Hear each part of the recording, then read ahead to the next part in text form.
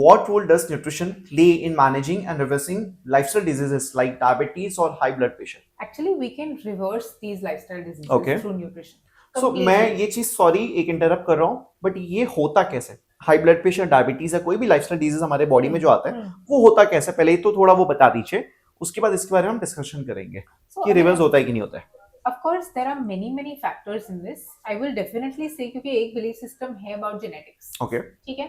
So आपका genetic factor इसमें थोड़ा बहुत रहता है. Okay. ठीक है. If there is a grandparent or a parent, there will be minimum 10 to 30-40% likelihood. Okay. ठीक है. Now उस likelihood में क्या आता है? आप mirror कर रहे हैं lifestyle. Okay.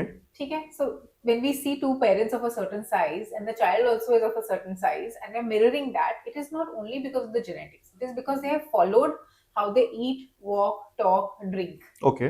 Everything. Right. ठीक है. Now इसमें क्या होता है? Let's say we have a family where one parent has a diabetes. Okay.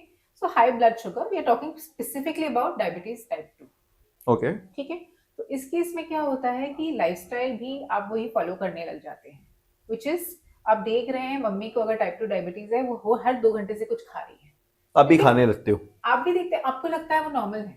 हाँ. आप तो अपना पेरेंटल बिहेवियर देखेंगे. ठीक है.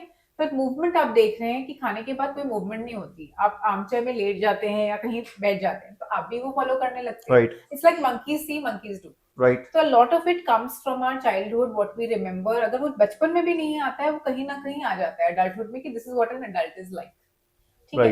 नाउ टाइप 2 डायबिटीज है क्या? It is high blood sugar. High blood sugar कैसे आया? क्योंकि you are not metabolising the sugar that is going into your body. So we are not talking white sugar, we are talking any carbohydrate sugar that is going in. Okay. Can it be excess from white sugar? Yes. Can it be excess from rice? Yes. Can it be excess from ice cream? Yes. Can it be excess from having like 5 bajra ka rotis? Yes. So anything could cause it if my movement or my output is not equal to my input. Got it. And of course, that will be based on age, exercise, movement, genetic factors, and the quality of food I'm eating.